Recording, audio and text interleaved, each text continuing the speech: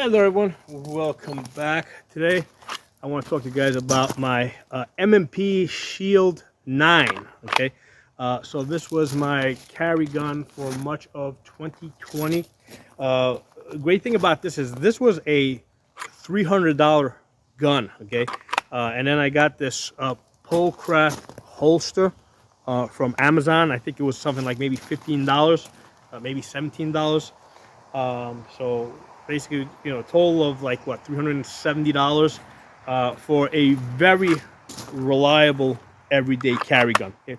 Now, I probably have not shot more than 1,000 rounds on this, but I have heard of people shooting, upwards of 15,000 rounds. I know James Yeager, who has passed away, was using this as one of his loaner guns for people that showed up to his classes and either their gun broke or they didn't have a small enough gun or whatever.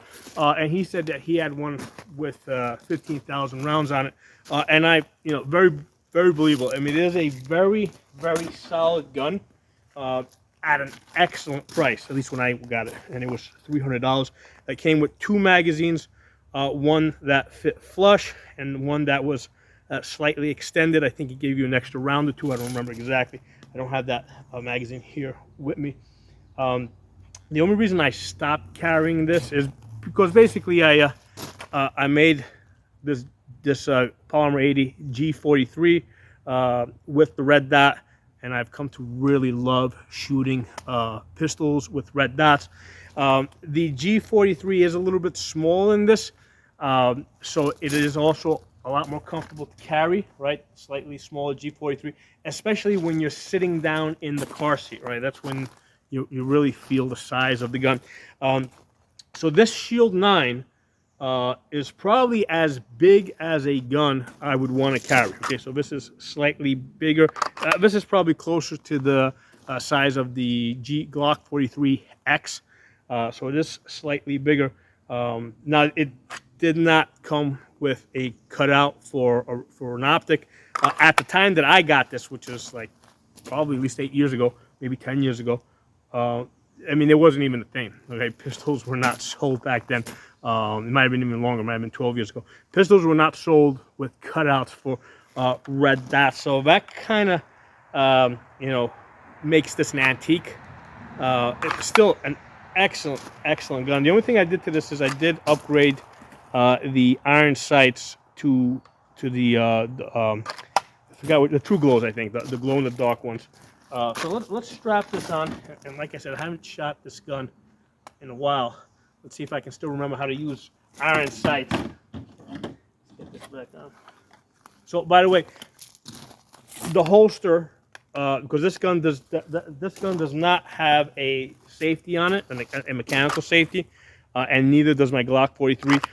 The holster, which is form-fitted specifically for these guns, that's the safety mechanism. Okay, that's what protects the trigger, retains the gun, and that's really the best type of safety that you can have on a gun as far as an external safety.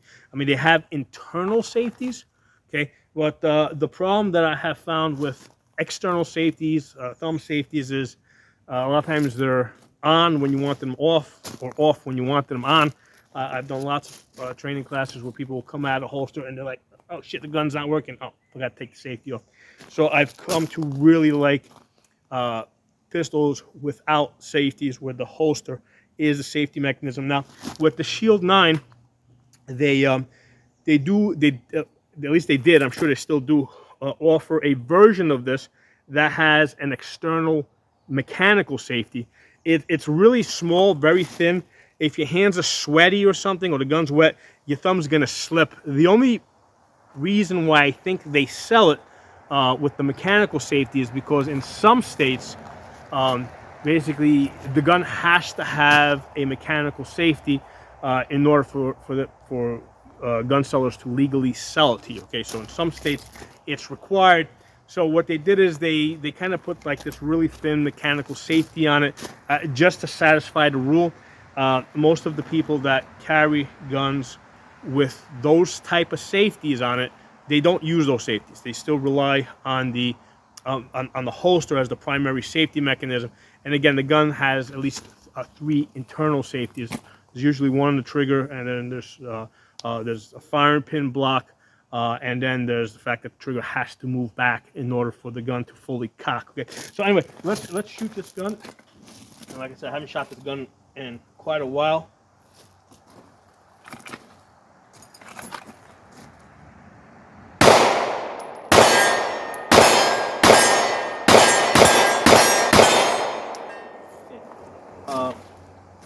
So really nice gun. As far as taking it down, you've got this little swing down lever here that swings down, and I think that should just, do I have to pull the trigger? Yeah, you got to pull the trigger, and then that will slide forward. Let's take a closer look at this. So this is very Glock-like. Okay, you know, I mean, this is maybe a little bit heavier than than my Glock 43 frame. Main difference, because it's got the spring in the back, it's got the sear back here. There's, you got the little, you know, the little shark fin there to disengage the firing pin safety, but it also has a spring, a trigger spring in the front to pull the trigger forward. So usually with the Glock, unless the slide's on and you rack the slide, the trigger is dead. Whereas this, it has forward resistance. But I mean, the polymer is a little bit thicker than my Glock 43, so very, very, very solid. And if you look at the slide, very Glock-like. I mean, you've got the double spring. I forgot what you call this, but the double recoil spring. You got the obviously the barrel there, and so over here again, it looks very Glock-like. To open it up, basically there's a firing pin lug there, and underneath it there's basically a sleeve I can see from here. And what you do is, like, you put an Allen key here, you pull down the sleeve, and that allows you to push the back plate out, and then you can take out your firing pin, and then you can also take out your extractor rod, which would allow you to then take out the extractor and then the firing pin block, which this M&P Shield 9 has it in the back. I think the Glock has it more towards the front. It's like usually right there. But as far as the slide parts, it's very Glock-like. Okay, so you can definitely see that, you know, that's where they got the inspiration from. Okay, let's put this back together.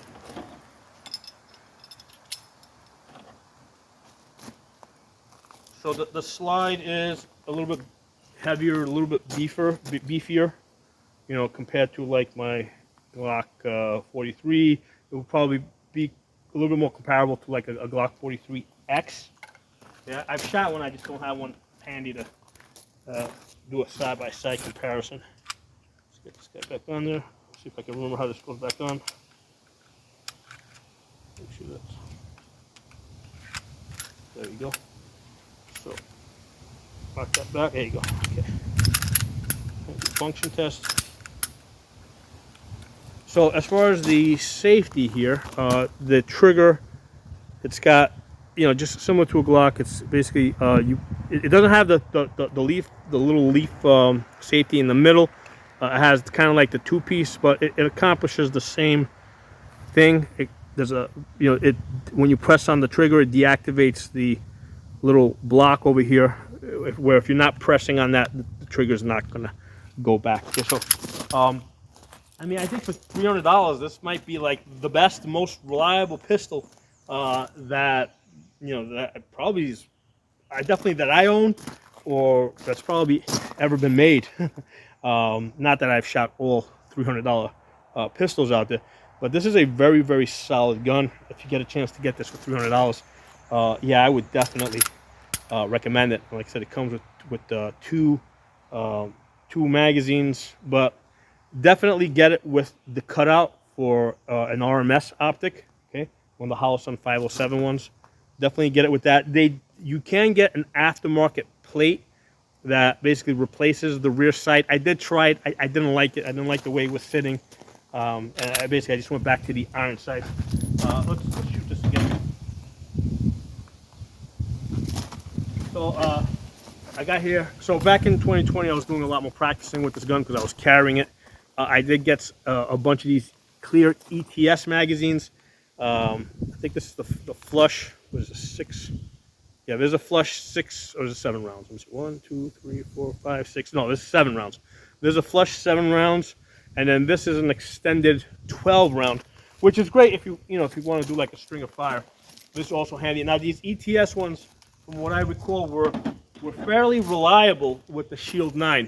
The ETS magazines in my Glock 43, not so reliable. They work, but just not so reliable. Go back in the holster. So just a review of our holster drawer. Basically, you got to get the left hand on your body, on your chest, pulling your shirt, so that you know where this hand is, right? So that's something that has to be drilled in. Some people will train with it in their pocket, okay? But yeah, this hand, you got to know where it is, and you got to basically anchor it someplace so that you know it'll always be there. I put it on my chest because from here, basically, I can go into some type of grapple if I need to. Okay, so I want it on my chest if I got to clear my shirt. So that's why I train with it on my chest, and then if I need to pull my shirt or whatever, or open up my jacket, I go to there. I go there from there. Okay, so shirt. Oh, I was gonna go through the holster drawer. Forgot that. Okay, so like I said, hands on your chest, clear your garment. So you're gonna pull, okay, rotate, join, go to full extension. Right, line up, you get, acquire your shot, right, and then you do everything reverse. Get your hand on your chest, pull up your garment, back in the holster. Okay, so that's something that you just gotta practice that. This is something that you can do with the gun empty in your house. Okay, just point it, keep it in the safe direction, right? And this is something that you just gotta do, repetitions with this. Okay. We'll do a fire here.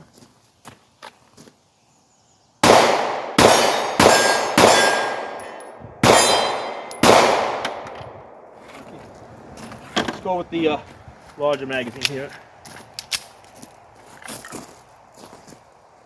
Let's go out to 30 yards. That was 15 yards there that I was shooting. Let's go to 30 yards back there.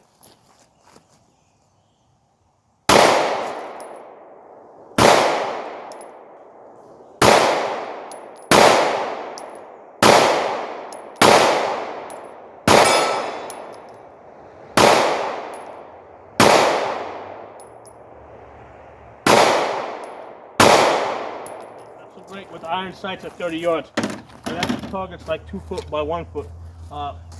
Let's switch guns. Let's get this holster off.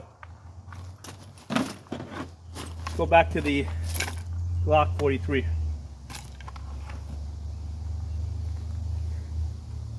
So when I go home at night, the gun does not come out of the holster.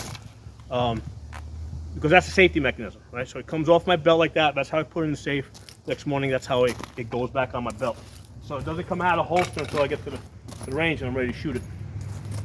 So let's go. Again, we'll go 30 yards. The Glock 43.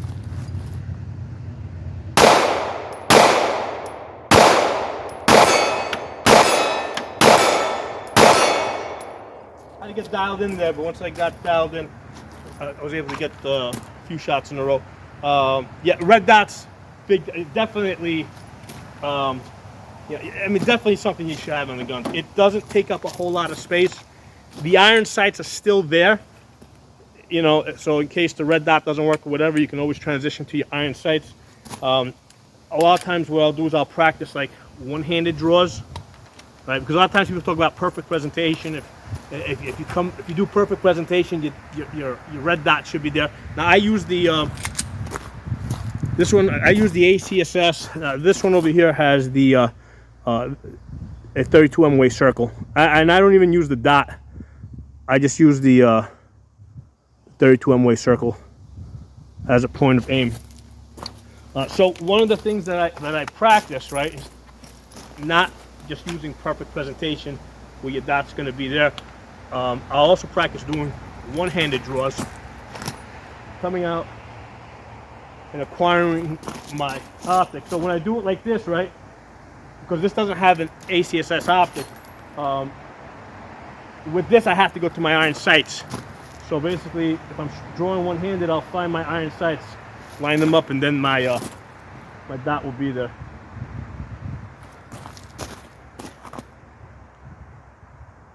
So that's something that you got to work into your drills as well. Drawing one-handed, like these awkward positions where you're aiming the gun behind you, not using perfect presentation, just you know, finding either your iron sights or your dot, whatever you're shooting with. So anyway, yeah, this Glock 43, excellent gun, very well built. You know, it's a shame that I didn't get this with at the time that, you know, it wasn't available with a red dot or an optic cutout. So if you get the opportunity, do buy it with an RMS cut. Okay, you know, don't get it without one. I mean, in my opinion, guns that are not optic ready are antiques at this point. And I'll tell you, I've mentioned this in other videos. I train lots of beginners, new shooters, women. Okay, and one of the things that I found is before optics, when I was training women, maybe I had like a 20% retention rate. Right, 80% of women, they very quickly lost interest in shooting guns. They didn't like the whole line up the front sight, rear sight, focus on the front sight. You know, I only had about 20% retention rate. When I switched over to putting optics on my guns, like my retention rate went up to like almost 99%. You know, because remember, when people coming to me are already interested in guns, the question is, are they going to stick with it? Okay, so with iron sights, you know, I could see that a lot of the women weren't that interested, didn't come back for follow-up sessions, none of that. Once I started putting optics on guns, yeah, then they started coming back. Whether it was a rifle or a pistol, they were a lot more interested. So my line of thinking is, get them interested in shooting, right? Get them into the gun culture, right? And then you can go back and you can, you know, teach iron sights and stuff like that. Okay, so anytime I'm training people, always teach always teach optics first. Anytime I'm training people, and then later on down the road we'll go to iron sights. And the same thing goes with cars, right? A lot of people say, oh, you should learn to drive a manual or stick shift first. You know, I try. Lots of women are just not interested in that. They don't want to deal with the clutch. You know, and for, you know, despite all the arguments in favor of learning to drive a manual car, they weren't selling the cars, right? People just weren't buying the cars, right? So manufacturers basically, you know, favored what people want rather than what is theoretically better for them, right? Or theoretically the superior way to go. Okay. Now I learned to drive on automatic, and then after that I drove a stick shift for some 35 plus years. Okay. I only recently switched to an automatic, and the reason is because just nowadays the reality is that when we're driving, you know, there's other things going on that we gotta be doing. I'm not gonna go into the details, but just the way we live and work today, you know, there's a lot of things that we gotta do while we're driving, and I just needed my hands free for it. Okay, so it's just reality. All right, you can say that, oh, you should concentrate on driving, whatever. You know, reality says otherwise. Okay, so anyway, drop some comments. Let me know what you guys think, and I will talk to you soon.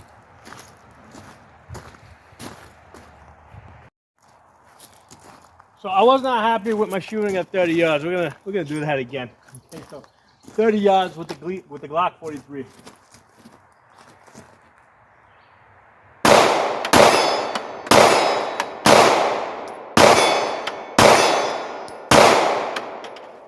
Gotta work on that a little bit more.